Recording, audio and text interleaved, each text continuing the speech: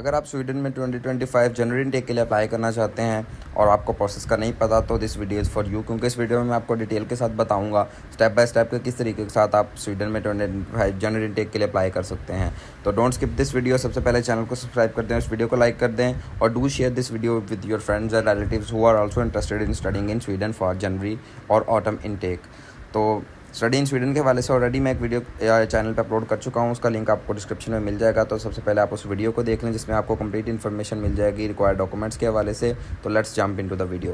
तो बेसिकली आप गूगल के ऊपर इस लिंक को ओपन करेंगे, ये लिंक आपको डिस्क्रिप्शन में भी मिल जाएगा। तो इस लिंक के ऊपर जब आप क्लिक करेंगे तो आप लॉगिन पेज के ऊपर आ जाएंगे।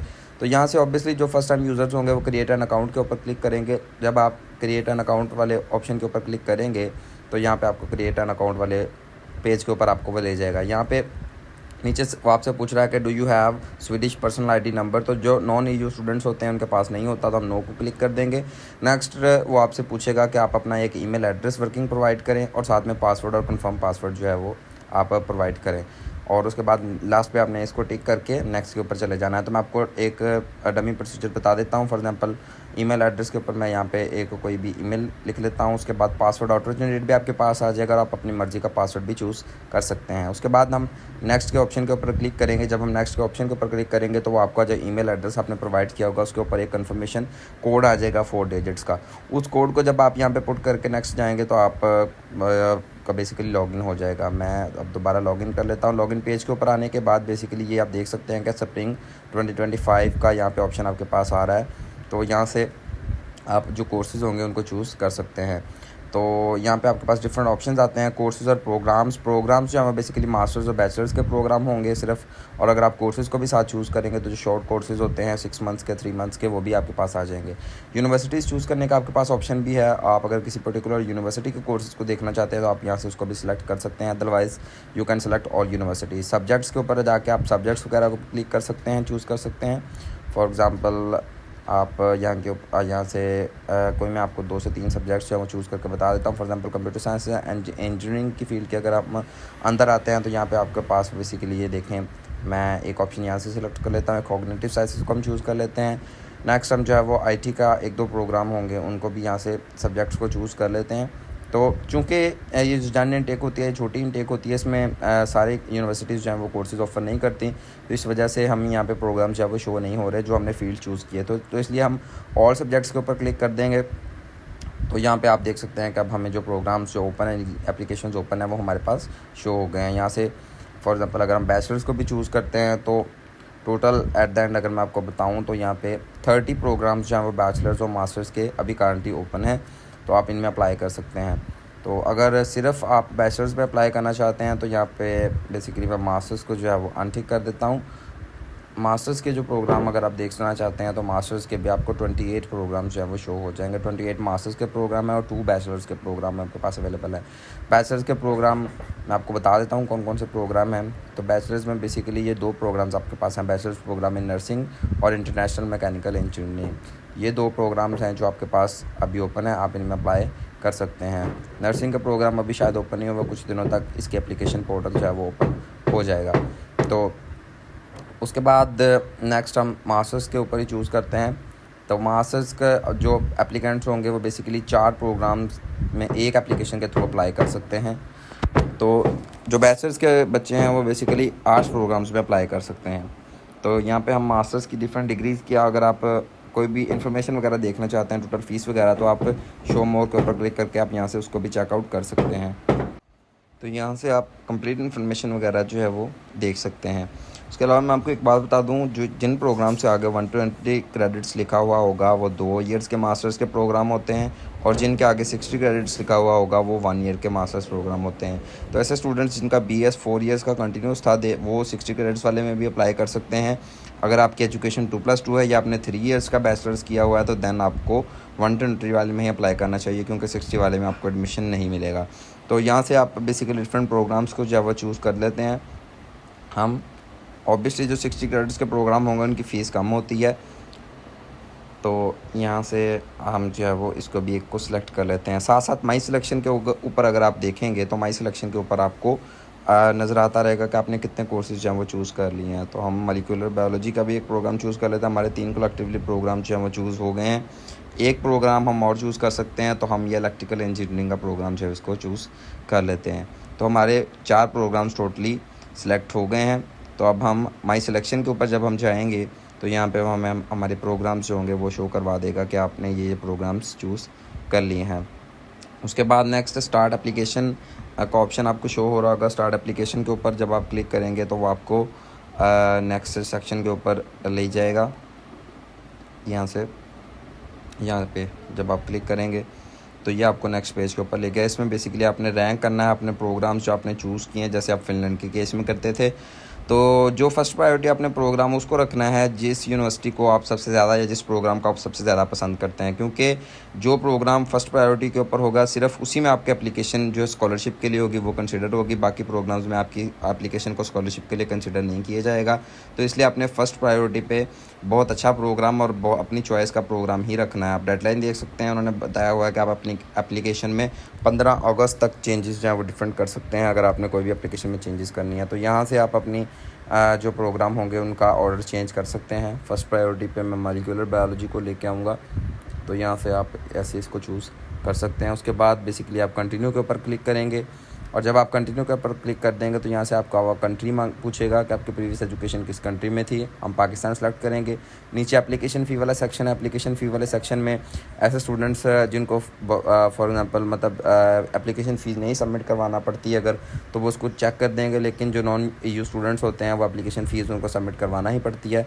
तो इसलिए हमारा इससे कोई काम नहीं है, हम इसको छोड़ देंगे ऐसे ही और लास्ट पे हम सबमिट कर देंगे बेसिकली। तो यहाँ से आपकी एप्लीकेशन जो है वो ये सबमिट हो गई है, सिर्फ सबमिट हुई है। आपकी एप्लीकेशन की वैल्यूएशन अभी स्टार्ट नहीं हुई। उसके लिए 2 कंडीशंस आपको फुलफ़िल करना पड़ेंगी। एक, आपकी एप्लीकेशन फ़ीस आपने सबमिट करवानी है और दूसरा आपने जो अपने डॉक्यूमेंट्स है वो अपलोड करने हैं। तो यहाँ से आप अपनी एप्लीकेशन फ़ीस जो है वो उसको सबमिट करवा सकते हैं। डेडलाइन आप देख सकते हैं 2 सितंबर 2024 डेडलाइन है स्प्रिंग इनटेक की एप्लीकेशन फ़ी सबमिट करवाने की। मैं आपको दोबारा बता दूं 15 अगस्त डेडलाइन है आपने ये एप्लीकेशन सबमिट करने की, जैसे मैंने अभी की है, और 2 सितंबर डेडलाइन है आपकी एप्लीकेशन फ़ी सबमिट करवाने की। जब तक आप अपनी एप्लीकेशन फ़ी सबमिट नहीं करवाएंगे आपकी एप्लीकेशन की वैल्यूएशन स्टार्ट नहीं होगी। एप्लीकेशन डॉक्यूमेंट्स के ऊपर क्लिक करेंगे तो बेसिकली यहाँ पे आपके जो डॉक्यूमेंट्स की रिक्वायरमेंट है उसके बारे में आपको एक गाइड है। इस गाइड को हम क्लिक कर लेते हैं। गाइड को ओपन करके देखते हैं कि क्या हमें यहाँ पर चीज़ें बताता है वो। तो गाइड में बेसिकली उसने बताया हुआ है कि आपने ओरिजिनल डॉक्यूमेंट्स के स्कैन करने हैं, कलर फॉर्म में करने हैं और रीडेबल होने चाहिए। नेक्स्ट के ऊपर क्लिक करेंगे तो उसने बताया हुआ है कि हम सिर्फ PDF फाइल्स को ही एक्सेप्ट करते हैं। उसके बाद डॉक्यूमेंट्स जो है उसने बताया कि जितने जल्दी अपलोड कर सकें उतने जल्दी अपलोड कर दें। और नेक्स्ट फिर अगर आपकी प्रीवियस एजुकेशन इन कंट्रीज से है तो देन आपके डॉक्यूमेंट्स अपलोड नहीं हो सकते। आपने देन आपकी जो प्रीवियस एजुकेशन जिस यूनिवर्सिटी से है उस यूनिवर्सिटी से आपने जो आपकी ट्रांसक्रिप्ट वगैरह उसको डायरेक्टली सेंड करवाना है स्टडी इन स्वीडन के पोर्टल के ऊपर। उसके बाद यहाँ से आप अपनी रिक्वायरमेंट्स वगैरह जो है उसको पढ़ सकते हैं। गाइड को क्लोज़ कर देते हैं, वापस चलते हैं। यहाँ पे बेसिकली हमारे आइडेंटिटी डॉक्यूमेंट्स है वो प्रोवाइड करना है, या पासपोर्ट या आपका valid ID card with citizenship जिसके ऊपर मेंशन हो। अगर आपका ID कार्ड उर्दू में या हिंदी लैंग्वेज में तो आपको उसको इंग्लिश में ट्रांसलेट करना पड़ेगा, देन आप अपलोड कर सकते हैं। तो उसके बाद नीचे आपका जो सेक्शन आ जाता है वो एजुकेशनल डॉक्यूमेंट्स का सेक्शन आ जाता है। एजुकेशनल डॉक्यूमेंट्स वाले सेक्शन में बेसिकली कुछ कंट्री वाइज रिक्वायरमेंट्स होती हैं जो आपको ज़रूर कंसिडर करनी चाहिए। तो इंडिया वाले स्टूडेंट्स हैं वो भी चेक कर सकते हैं, पाकिस्तान वाले जो हैं वो भी चेक कर सकते हैं। तो हम बेसिकली इसको लिंक को क्लिक करते हैं तो यहाँ पे आपको डिफरेंट कंट्रीज़ का जो है वो डेटा आपके साथ मेंशन हो जाएगा। हम P को चूज़ करेंगे पाकिस्तान के लिए, तो यहाँ पे आपको पाकिस्तान के जो ऊपर जब आप क्लिक करेंगे तो पाकिस्तान की सारी इन्फॉर्मेशन मिल जाएगी। तो यहाँ पे आपको डॉक्यूमेंट्स के बारे में आपके जितने भी क्वेश्चन हैं वो सारे उनका आंसर जो है वो इस एक पेज के ऊपर आपको मिल जाएगा। फॉर एग्ज़ाम्पल इंग्लिश रिक्वायरमेंट के ऊपर क्लिक कर सकते हैं तो आपने यहाँ पे देखें कि उन्होंने क्लियरली मेंशन किया हुआ है कि कोई भी प्रोफिशिएंसी लेटर या कोई भी किसी भी इंस्टीट्यूशन से अगर आपके पास लेटर है तो वो एक्सेप्टेबल नहीं है। आपको वैलिड इंग्लिश टेस्ट ही प्रोवाइड करना पड़ेगा अगर आप अपनी इंग्लिश रिक्वायरमेंट्स को फुलफ़िल करना चाहते हैं। तो बेसिकली इसमें स्वीडन में 2 टाइप्स की इंग्लिश रिक्वायरमेंट्स होती हैं। ये एक लेवल 6 की होती है जो यूजुअली बैचलर्स के लिए होती है, और लेवल 7 की जो है वो मास्टर्स के प्रोग्राम के लिए होती है। ये प्रोग्राम की जो इन्फॉर्मेशन है उसके ऊपर आपको इन्फॉर्मेशन पेज के ऊपर आपको मेंशन मिल जाएगा। आप वहाँ से चेक कर सकते हैं कि मुझे लेवल 6 चाहिए, लेवल 7 चाहिए। आइल्स की केस में आपके पास लेवल 7 अगर आपने प्रोवाइड करना है तो आपका ओवरऑल स्कोर 7 होना चाहिए और आपका कोई भी सेक्शन बिलो 6 नहीं होना चाहिए। लेवल 6 प्रूव करने के लिए आपका जो ओवरऑल स्कोर है वो बेसिकली 6.5 होना चाहिए और कोई भी सेक्शन 5.5 से कम नहीं होना चाहिए। उसके बाद जो दूसरे टेस्ट वगैरह हैं, फॉर एग्जांपल टॉइफल, वो भी एक्सेप्टेबल है। स्टूडेंट्स पीटी के बारे में क्वेश्चनिंग करते रहते हैं कि पीटी एक्सेप्टेबल है फिनलैंड में या नहीं, तो आप देख सकते हैं कि पीटी भी एक्सेप्टेबल है। पीटी का स्कोर भी उन्होंने मेंशन किया हुआ, लेवल 7 के लिए 68 ओवरऑल चाहिए और लेवल 6 के लिए 62 ओवरऑल चाहिए। ड्यूलिंगो एक्सेप्टेबल नहीं है, आई रिपीट, ड्यूलिंगो स्वीडन में एक्सेप्टेबल नहीं है, तो इसलिए आप सिर्फ आइल्स या पीटी ही दे सकते हैं। यहाँ पे बेसिकली फिर आप अपने एजुकेशनल डॉक्यूमेंट्स होंगे उनको अपलोड कर देंगे, और जो आप फाइल्स अपलोड करेंगे वो नीचे आपको शो होती रहेंगी कि आपने कौन कौन सी फाइल्स जो हैं वो अपलोड कर दी हुई हैं। यहाँ पे एंड पे फिर आपके प्रोग्राम्स जो है वो बेसिकली आपको शो हो जाएंगे। तो यहाँ से आप इस तरीके से जब आप अपनी एप्लीकेशन डॉक्यूमेंट्स भी सबमिट कर देंगे, आपकी एप्लीकेशन फ़ी भी सबमिट हो जाएगी, तो देन आपकी एप्लीकेशन जो है वो एवेलुएशन के लिए रेडी हो जाएगी और वो उसको एवेलुएट कर लेंगे। उसके बाद बेसिकली आप लोगों के लिए जो स्टडी इन फिनलैंड के हवाले से या किसी भी कंट्री के लिए इंटरेस्टेड होते हैं, तो ये बेसिकली चैनल है। चैनल मेरे के ऊपर जब आप प्लेलिस्ट के ऊपर क्लिक करते हैं तो ये बेसिकली कुछ ऐसे लोग जो कंप्लीट इन्फॉर्मेशन जो नहीं नेट से कलेक्ट करना चाहते, वो व्हाट्सएप पे बेसिकली सिंपल क्वेश्चनिंग करते रहते हैं, उनके लिए है मैं ये सेक्शन बना रहा हूँ। अगर आप स्टडी इन फिनलैंड वाली प्लेलिस्ट को ओपन करते हैं तो यहाँ पे आप देख सकते हैं कि आपको 12 वीडियोस जो हैं वो मिल जाएंगी सिर्फ फिनलैंड के ऊपर।